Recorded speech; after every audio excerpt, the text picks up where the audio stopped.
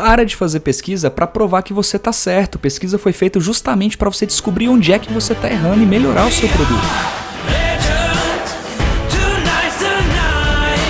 Você não é o seu usuário, você só aprende se você pesquisar. Então, eu acho que já tá na hora de eliminar o futuro do pretérito nas nossas pesquisas de UX Design. A gente não tem que ficar falando se eu fazia, se eu gostaria, se o usuário queria.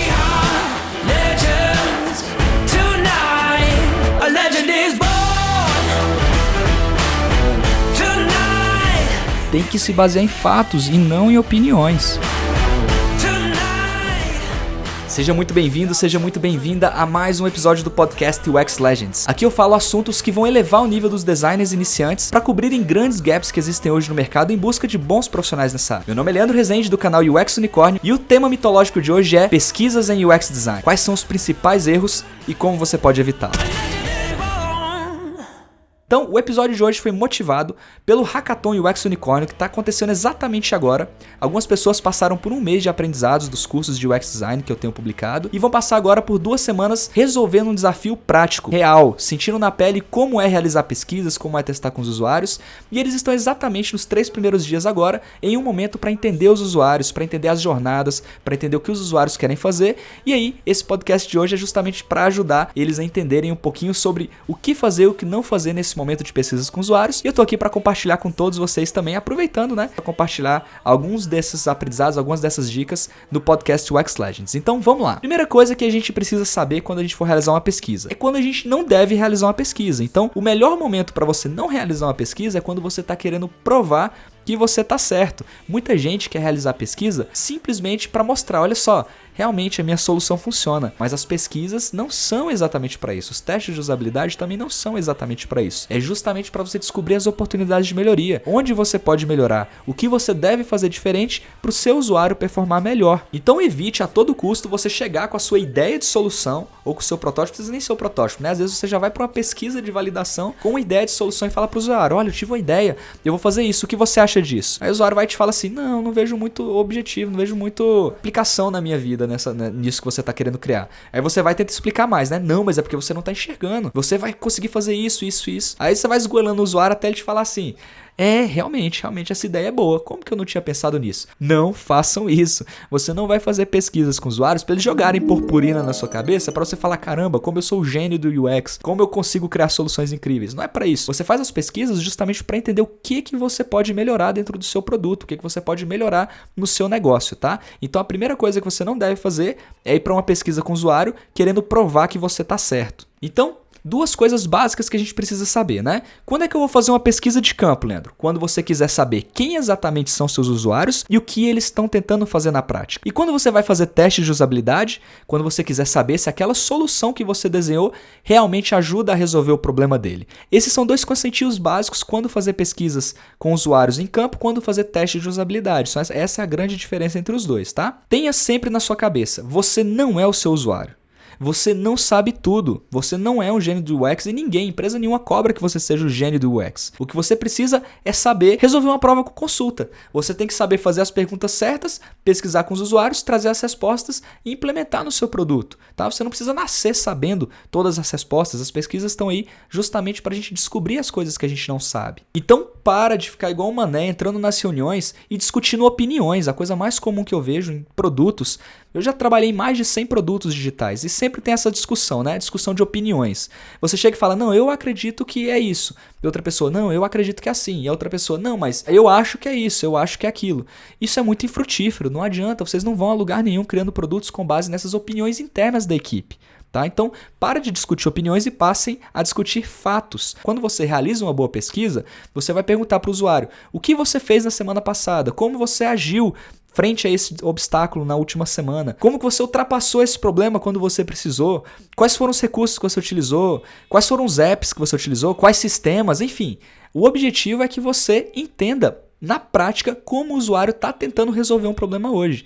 Então, um cuidado muito importante, você parar de discutir opiniões, passar a discutir fatos, e isso vai te fazer ser um designer cada vez melhor, vai te ajudar a ter voz na sua equipe e vai te ajudar a abrir o espaço que todo mundo sempre fala que os UX designers não têm nas empresas, tá? Não tem porquê. Porque fica querendo criar telinha bonita, discutir opinião e no fim das contas fica só a opinião do seu chefe contra a sua opinião, ganha o IPO, né? E para quem não sabe o que é IPO é aquele Highest Paid Person Opinion, né? Que é qual que é a opinião da pessoa mais bem paga ali na mesa. Essa opinião normalmente ganha, né? Não adianta você querer brigar, lutar contra isso, porque é assim que o mercado funciona. Mas se você tiver bons fatos, bons argumentos, você consegue ganhar da pessoa que está mais bem paga na sala. Você não pode tentar discutir opinião, ok? Você perde. Mas se você tiver pesquisado, se você tiver fatos, coisas que realmente acontecem, fica difícil discutir com fatos. É muito fácil discutir com opiniões, mas contra fatos não há argumentos, ou contra fatos não há argumentos. É isso daí. Então, quando você não deve fazer uma pesquisa com o usuário? De forma bem simples, quando você quiser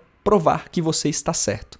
Você vai fazer pesquisas com usuários quando você quiser provar que você está errado. Para você não ir pelo caminho errado, você tem que evitar ir pelo caminho errado, tá? Muita gente acha que só faz pesquisa para validar se a solução tá boa, que designer bom é só o designer que faz solução que não erra, solução que sempre dá certo. Tem uma frase muito legal que eu li de um artigo do Wesley Henrique do Quinto Andar. Ele citou o Charles Whelan, que fala o seguinte, olha só, ninguém fica rico ou famoso provando que não cura o câncer.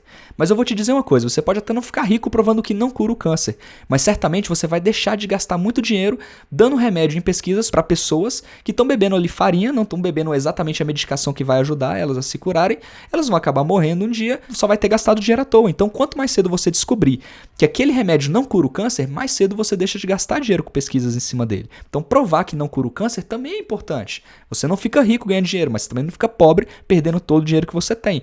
É igual a analogia que eu fiz recentemente em um post. Olha só, você validar que a sua solução deu certo, você pode comemorar como se você tivesse feito um gol. É para comemorar. Mas quando você invalida uma proposta de solução ou invalida uma hipótese que é importante para o seu negócio, é como se você estivesse defendendo um pênalti. É quase tão importante quanto fazer um gol. Pô, o Flamengo defendeu um monte de pênalti no ano passado, eu sei bem o que significa isso. Você comemora os pênaltis defendidos como se fosse um gol. Porque você já estava ali com o gol tomado, né? Você vai perder o dinheiro, você vai investir em algo que não é importante. Quando alguém vai lá e pega um pênalti, cara, invalida uma solução que você ia gastar dinheiro construindo, cara, é para comemorar. Então é muito importante você entrar com esse mindset, não entrar nas pesquisas achando que é só para validar que você tá certo, para provar que você tá certo. Entra nas pesquisas justamente para descobrir quando você tá errado, beleza?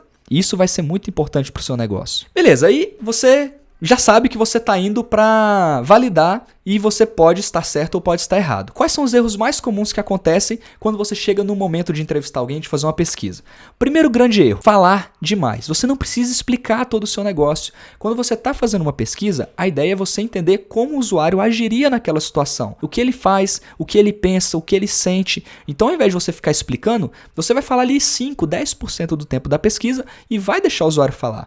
O que você dá é dicas visuais para ele saber que ele pode continuar falando. Então, às vezes você levanta a sobrancelha, às vezes você dá um sorriso, às vezes você fala, me conta mais sobre isso. E a pessoa vai continuando. Então, você não fica ali explicando. Falar demais é um dos grandes erros que você pode cometer quando você realiza uma pesquisa. Um outro grande erro que você pode cometer é ficar querendo explicar o seu design. Você não tem que ficar explicando o design para depois a pessoa ver aquilo ali e falar, não, realmente, como eu não pensei nisso antes? Eu que sou burro, né? Eu que não sabia usar. Tava claro ali o tempo todo. Não. Ô, neném chorando. Tadinha. Bom, então nas suas pesquisas você não vai explicar o seu design. Se você está num momento de pesquisas de campo em que você está querendo entender o usuário, você não vai explicar a sua ideia de solução. E se você também tiver ali um teste de usabilidade, você não vai explicar como que o produto tem que funcionar. O que você vai falar, olha usuário, o seu objetivo aqui é você realizar essa tarefa. Eu não estou te testando, tá? Eu não quero saber se você é capaz de fazer, se você é inteligente o suficiente. Não é você que está em teste, é o produto que está em teste. Então eu quero que você vá pensando alto, vá tentando executar a tarefa que eu estou pedindo para você. E se você conseguir é porque o produto tá bom, se você não conseguir é porque o produto tá ruim. Pode ficar bem tranquilo, tá? O que eu preciso de você é só que você realize a tarefa XYZ.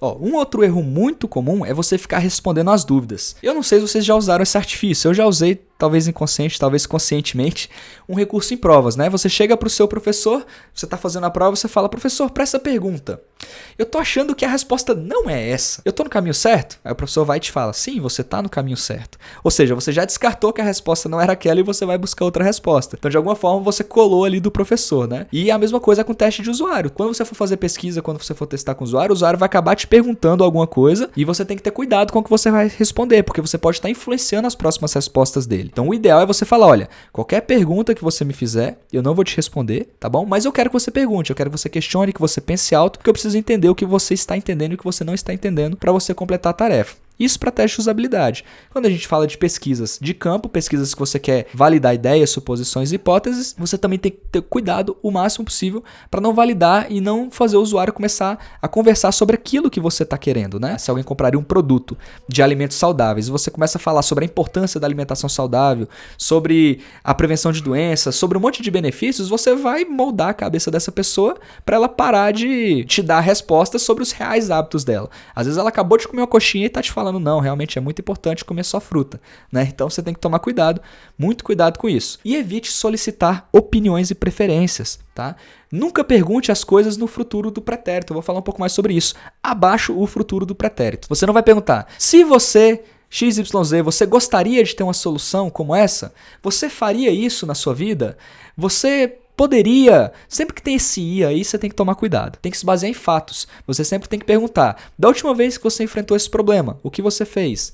Da última vez que você passou por isso, qual foi a sua reação? Como que você executa essa tarefa no seu dia a dia? Tá? Então você vê como o usuário se comporta sem o seu produto. Isso é muito importante para você entender os comportamentos, os hábitos, as frustrações, o que você realmente pode trazer de solução para um possível problema que essa pessoa tem. Então, não sai perguntando aí, solicitando opiniões, tá? Opiniões a gente já tá cheio, você tem a sua, seu chefe tem também, você quer exatamente o que o usuário pensa e como ele se comporta, tá? Não as opiniões. Então, muito cuidado, baseie sempre em fatos, faça perguntas baseadas em fatos e não em opiniões. Tá, Leandro, você falou aí, então, quando você não faz pesquisas, quais são os erros mais comuns, mas como que você faz pesquisas na prática? Então, olha só, eu faço pesquisas da seguinte forma. Primeira coisa, eu gosto de desenhar a proto-persona da minha cabeça. Gosto de desenhar a jornada de usuário da minha cabeça, totalmente enviesado, com o viés que o meu time tem, a gente constrói aquilo ali juntos e depois a gente vai para validação. Mas como que a gente valida isso? Primeira coisa, pega todas aquelas coisas ali e não trata nada como verdade. Tudo que você disse ali é da sua cabeça, você trata como suposição, coisas que você acredita que são verdade e não necessariamente são. Então, muito cuidado com isso. Quando você pega esse conjunto de suposições, você começa a olhar. O que eu coloco a minha mão no fogo? Por exemplo, pessoas têm vontade de comer comidas saudáveis. Pô, eu acho que todo mundo tem vontade. Não preciso perguntar se as pessoas têm vontade de comer comida saudável. Então eu tenho certeza sobre isso. Não quer dizer que elas estão fazendo, mas vontade eu acredito que elas tenham. Sabem que é importante para a vida. Então se eu tenho muita certeza sobre isso, eu tiro lá do campo das coisas que eu quero validar. Tá? Não vou perguntar, você tem vontade de ter uma vida saudável? Até porque cai naquele problema de você ficar entrando nas opiniões, né? Não exatamente nos fatos, mas também cai no problema de você estar perguntando uma coisa que você já sabe. Então você descarta essas suposições para pesquisa que você já tem muito conhecimento. Deixa ali só as que você tem pouco conhecimento. E a segunda coisa que eu faço é analisar quais são as suposições que trazem impacto para o negócio.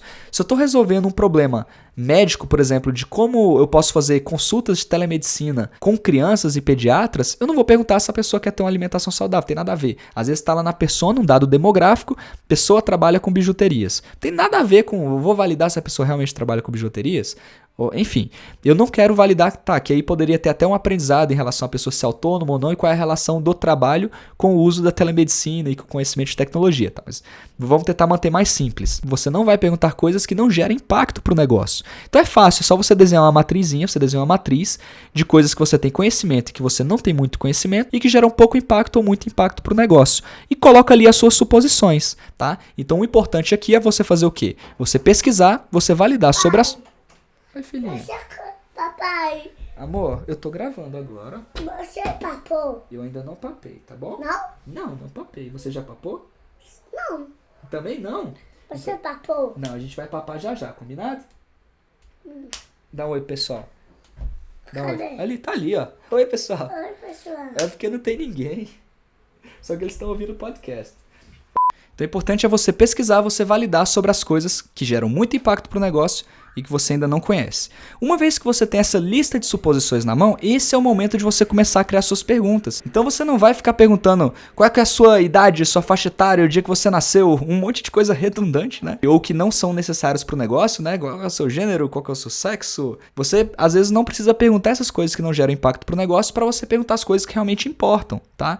Então, você normalmente vai definir essa lista de suposições e vai criar perguntas baseado nelas. Eu tenho até aqui um artigo do André Wallace. O André Wallace participou de um hackathon do UX Unicórnio no ano passado, em 2019, e ele escreveu um artigo que é bem legal, eu posso até deixar nos links aqui para vocês esse artigo dele, que ele mostra como ele criou as perguntas com base nas suposições, para ter um propósito nessa pesquisa. Então ele colocou, por exemplo, a maioria das pessoas só contrata um único financiamento durante a vida. Era uma suposição que ele tinha. Era um produto que ia ajudar as pessoas a mudar o relacionamento dela com os financiamentos que elas têm ao longo da vida, e uma das suposições é que elas só iam contratar um financiamento. Aí ele foi e perguntou, você já financiou um imóvel? Aí as opções eram, nunca financiei, eu estou pagando pelo primeiro imóvel, eu tenho um imóvel quitado por financiamento, ou seja, mostra que ele já financiou um, e tenho mais de um imóvel quitado por financiamento. Com essa pergunta você tem uma noção melhor se a pessoa realmente só contrata um financiamento durante a vida. Outra suposição dele, as pessoas não têm noção de quanto tempo falta para finalizar o seu financiamento. E aí ele vai lá e pergunta, né?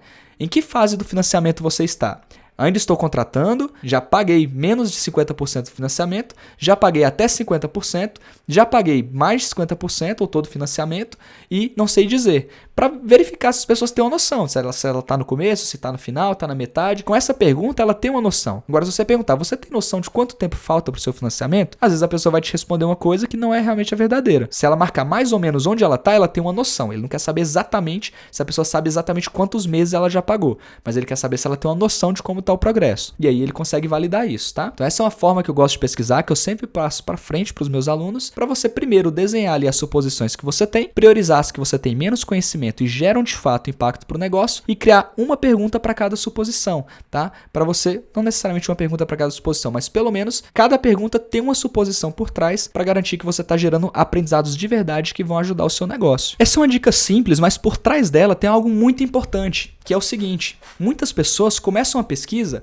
sem saber exatamente o real objetivo que ela quer por trás daquela pesquisa. Qual é o aprendizado de verdade que você quer ter? Então você não pode começar uma pesquisa se você não souber o que você quer aprender de verdade. Você tem que tomar muito cuidado com isso. Pesquisar só por pesquisar, só para perguntar idade, faixa etária, sexo, renda e nível social, enfim, coisas genéricas, sem exatamente perguntar o que você realmente precisa para validar o seu negócio, para entender as suas suposições, entender a jornada do usuário, entender as necessidades do usuário. Tem que tomar muito cuidado com isso. Então você tem que ser muito cuidadoso para não querer tirar todas as suas dúvidas de uma vez também. Não perguntar coisas que não importam e não querer resolver todas as suas dúvidas do mundo em uma única pesquisa. Vou dar um outro exemplo aqui do hackathon que está rolando essa semana, do hackathon UX Unicórnio. Tem uma equipe que está trabalhando em como desburocratizar o aluguel de imóveis. É um desafio inspirado no Quinto Andar, que é um dos unicórnios brasileiros, junto com 99 Táxi, junto com a Móvel, o Bank, Gympass, enfim. Quinto Andar despontou aí junto com essas grandes empresas brasileiras que estão valendo mais de $1 bilhão. Então, o Unicórnio é uma empresa que vale mais que $1 bilhão. E eles resolvem justamente esse problema da burocracia na hora de você conseguir o seu lugar para morar. Eles estão trabalhando aqui na burocracia.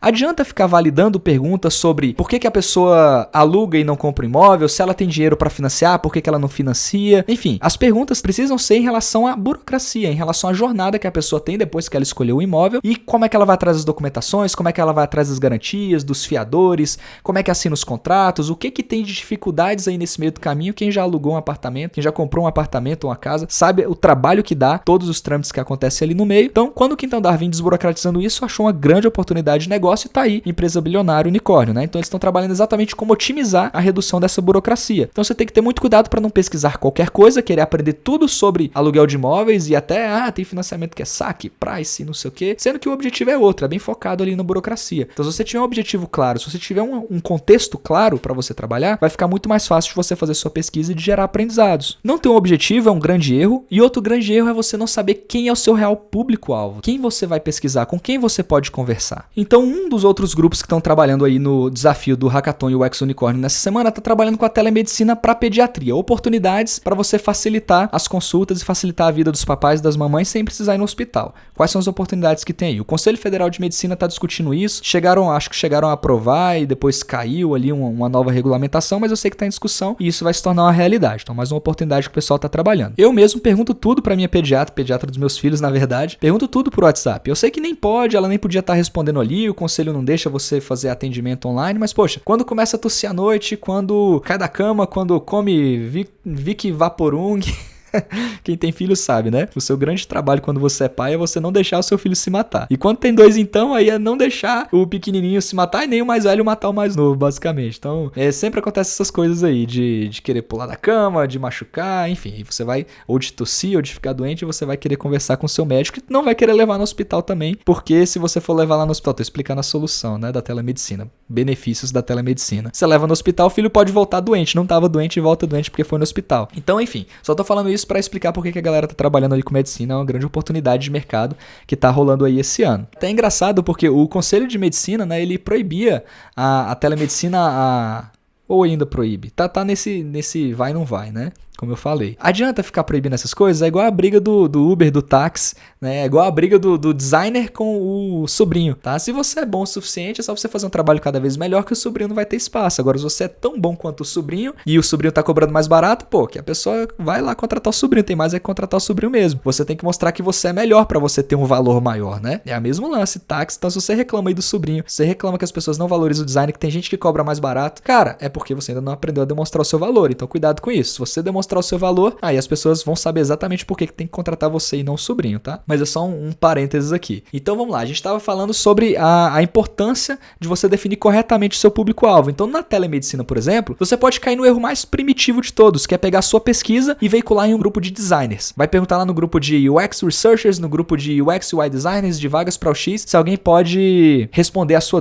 pergunta, responder a sua pesquisa, que é direcionada a médicos pediatras. Cara, esse é o erro mais grave que tem. Ainda mais se tiver alguma recompensa, que as pessoas vão responder por causa da recompensa e não vão, na verdade, te dar as respostas que você precisa, você vai ter um monte de falso positivo ali. Então, a primeira coisa é você delimitar direitinho quem é o seu público. Agora, mesmo que você delimite, eu vou falar com médicos pediatras, tá? Aí eu vou ter minhas respostas sobre a telemedicina. Você tem que tomar cuidado, porque mesmo ali dentro, na sua persona, você pode ter uma delimitação mais importante. Digamos que você está querendo validar se a telemedicina é importante. Você vai conversar com médicos, por exemplo, que atendem somente a planos de saúde, médicos que prezam mais a quantidade que a qualidade. Ele tá ali, olha, ganhando R$16 por consulta, R$15 por consulta, o que ele quer mais é, chegou paciente, entrega paciente, pega paciente, sai paciente, ele quer o máximo de pacientes possíveis por minuto, né? Se você falar em responder o WhatsApp, fazer consulta, tirar dúvidas, analisar diagnósticos ou fazer alguma coisa assim por WhatsApp, ele fala, pô, isso aqui é trabalho extra tempo, eu não quero isso de jeito nenhum, isso aí veio pra atrapalhar a vida dos médicos, enfim, a discussão dos táxis e dos Ubers, né? Dos sobrinhos e dos designers. Então você vai, por exemplo, delimitar um pouco melhor, olha, eu vou perguntar, vou fazer essa minha pesquisa só com pediatras que não atendem plano de saúde, que já ganham mais pelas suas consultas e prezam por um atendimento diferenciado, por um acompanhamento diferenciado. Talvez essas pessoas tenham mais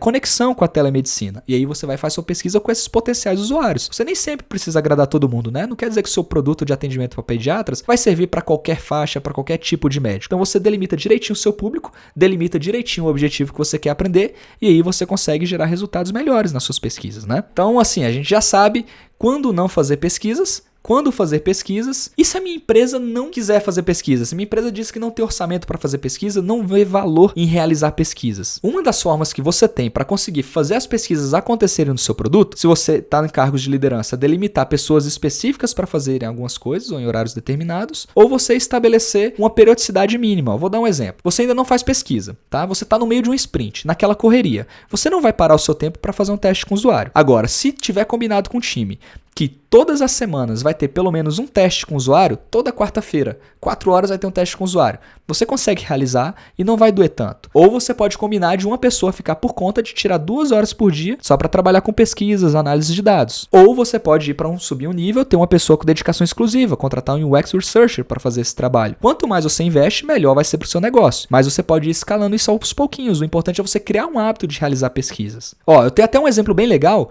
O Twitter explodiu em milhões de usuários desde quando eles deixaram de fazer um teste a cada quinzena e passaram a fazer 10 testes por semana. Olha só que legal. Quando o Twitter começou a pesquisar mais com os usuários, olha, o número de usuários deles foi crescendo absurdamente. Por que vocês acham que a Booking.com, que é um dos maiores e-commerces do mundo, provavelmente o maior no segmento de vendas de hotéis e de viagens, eles fazem mais de 1000 testes AB por dia. 1000 testes AB por dia. Toda a equipe de design é centrada em testes. Nada vai ao ar se não tiver passado por um teste antes, tá? Eles não mudam a palavra, eles não trocam a cor de uma borda, eles não mexem no design visual do produto se não fizer um teste AB para provar que aquilo lá vai gerar retorno para o negócio, tá? Então é algo que você precisa entender. Quanto mais testes, melhor. E isso vai até um conceito legal que eu posso trazer aqui para vocês, o conceito de leading e lagging metrics. Você conhece esse conceito? Vou te dar um exemplo, olha só. Lagging metrics é o objetivo que você quer atingir, tá? É uma unidade de medida de um objetivo que você quer atingir. Por exemplo, eu quero perder 10 quilos nos próximos 3 meses. Eu tenho um objetivo. Mas você não consegue controlar muito bem essa variável de quilos que você tem. Então imagina, você não chega e fala assim, Leandro, perde 1 quilo amanhã.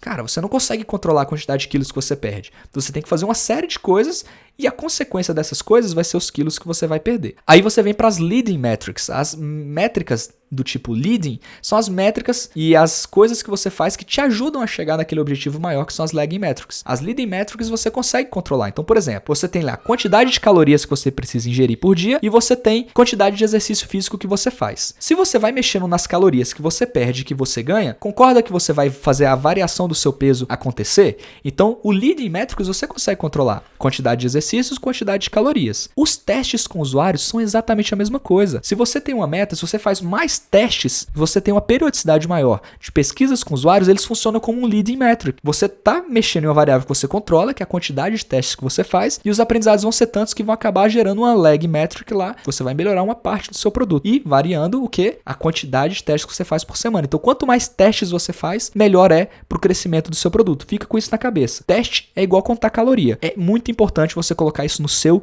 dia a dia, tá? Não fica pensando que teste é besteira. Você tem que levar esse argumento para sua equipe, você tem que levar isso para sua vida se você ainda não trabalha. Realizar testes com os usuários é o principal insumo, o principal input para você ter um produto de sucesso. Então, por isso que eu pego tanto nessa tecla de você ter uma pessoa fazendo um teste pelo menos por semana, depois você ter alguém dedicado umas 2 horas por dia, depois você contratar uma pessoa, dedicação exclusiva para isso. Isso vai ajudar muito o seu negócio. Então, se o Booking faz 1000 testes AB por dia, ele pode até não ser um exemplo de design visual. Você olha lá para o site do Booking, parece que é um site ali mais chapadão, não tem muita novidade, é simplesmente algumas cores, letras comuns que todo mundo consegue ler. Não tem nada demais, não tem nada, nenhum design trend, nenhuma coisa translúcida, neomorfismo, enfim. Não tem nada de absurdamente diferente no visual, mas eles focam lá em entregar valor, em testar se cada medida que eles tomam no produto vai entregar o valor necessário. Isso faz toda a diferença para eles chegarem ao nível que eles chegaram hoje. Agora, eu tenho que bater muito nessa tecla. Você tem que tomar muito cuidado com o futuro do pretérito nas suas pesquisas,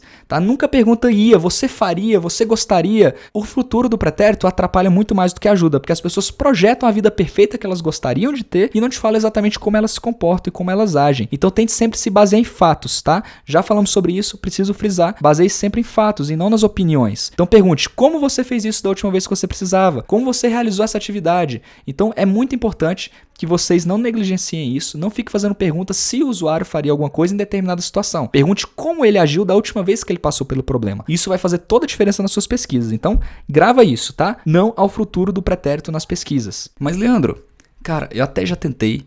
Na minha empresa eu faço de tudo para conseguir aplicar pesquisas e trabalhar com os usuários, mas não rola. A gente não tem base de clientes para estudar ainda, ou pelo menos não tem uma base disponível. O cliente está sempre achando que se eu testar com o usuário, na verdade a gente vai querer roubar a ideia, os clientes vão querer roubar a ideia dele, então a gente não pode testar com os usuários. Ou a minha empresa não valoriza UX Design, eu não consigo aplicar. O que eu posso fazer nessas situações? Bom, tem 3 formas aqui que você pode fazer para você sair desse problema da sua empresa não ter a cultura de UX, você não conseguir pesquisar com seus usuários. Você vai utilizar as pesquisas secundárias. Quando você não consegue acessar o usuário diretamente, que a gente chama de pesquisas primárias, você vai tentar alternativas. Uma das alternativas possíveis é você trabalhar olhando os reviews dos apps, olhando os depoimentos das pessoas em relação ao sistema, o site, o aplicativo que você tem. Então, quando você olha ali para os comentários, você consegue analisar as frustrações, em qual etapa da jornada está tendo algum tipo de dificuldade. Você pode analisar as coisas que estão funcionando bem, aquilo que você precisa evidenciar ainda mais no seu produto, que é algo que já faz ele ter sucesso, as pessoas gostam muito. Você pode ver pedidos de novas features, aí muito cuidado só com os outliers, né, que são os pontos fora da curva que a gente chama. São aquelas coisas que uma pessoa só pede, você não vai sair desenvolvendo porque uma pessoa pediu. Mas se aquilo começa a se tornar um padrão, aí já pode começar a fazer sentido você pensar em melhorar essa funcionalidade. Então essa é uma coisa, analisar as reviews que o seu aplicativo, que o seu site site? Tem. E a segunda coisa que você pode fazer é conversar com a galera do call center, do helpdesk, do SAC, do Serviço de Atendimento ao Consumidor. Com certeza eles têm muitas informações que serão úteis para você. Com certeza muita gente reclama para eles todos os dias e você pode utilizar todos esses aprendizados que eles têm para você melhorar a jornada do seu usuário. Então conversar com o call center ou tentar ouvir, se for possível, se não tiver nenhum acordo de privacidade, ouvir essas conversas do helpdesk, do call center com os usuários vai te dar muito aprendizado também por tabela sobre os seus usuários, sem você precisar fazer pesquisas exatamente. Claro, não substitui, mas ajuda muito. Outra forma de você gerar aprendizado é você trabalhar com as ferramentas de UX relacionadas a métricas. Você trabalhar com Google Analytics, com Hotjar, com Mixpanel, Kissmetrics, ferramentas que vão te ajudar a analisar se aquele software está performando da maneira como você quer. Então você consegue analisar mapas de calor, você consegue analisar gravações do usuário utilizando, interagindo com as features e você consegue coletar feedbacks, páginas mais acessadas, enfim. Existem várias coisas que você pode analisar sem precisar perguntar para o usuário. O Google Analytics, por exemplo, mesmo é ótimo para trabalhar com a arquitetura da informação, reorganizar informações com base naquilo que é mais acessado hoje e você consegue tirar vários insights interessantes utilizando essas três coisas se você não conseguir pesquisar diretamente com o usuário. Métricas, reviews em apps e o call center, você analisar com o serviço de atendimento. Bom, então estamos chegando ao final de mais um episódio do podcast UX Legends. Espero que vocês tenham curtido esse episódio. Hoje a gente falou muito sobre coisas que você deve fazer, coisas que você não deve fazer em uma pesquisa com usuários. Falamos que pesquisa não serve para provar que você está certo, sobre os erros mais comuns nas pesquisas, falar demais, explicar o que você está fazendo, responder perguntas e enviesar os resultados que você pode coletar com seus usuários. Tomar muito cuidado para não solicitar opiniões ou preferências, tomar cuidado ali com o futuro do pretérito, ter sempre um objetivo claro, tem uma fronteira de pesquisa que você realmente está tentando entender um pedaço do seu problema e não querer aprender tudo de uma vez, entender quem é o seu público-alvo, direcionar as pesquisas para as pessoas certas. E para finalizar, a gente falou sobre o que fazer se ainda assim a empresa não valorizar as pesquisas em UX Design. Então foi isso, o episódio de hoje foi sobre pesquisas, espero que você tenha gostado. Então se você está aqui no Spotify, não esquece de avaliar. Se você está no YouTube, comenta, compartilha, curte, mostra para o algoritmo das redes sociais que você curtiu esse conteúdo e você vai continuar recebendo notificações nos próximos episódios, tá? Então se você quiser ver mais conteúdos como esse, é só ajudar o canal a crescer, mostrar para mais pessoas que esse conteúdo pode ser interessante para elas, e aí você pode também ajudar a elevar o nível dos designers iniciantes em UX para que a nossa área seja realmente cada vez mais valorizada no dia a dia das empresas, porque o retorno que ela pode gerar é realmente muito grande para os negócios. Um grande abraço, não esqueça, clica aqui, subscribe, assine o canal e não esqueça de marcar para receber as notificações. Então, um grande abraço e até o próximo UX Legends.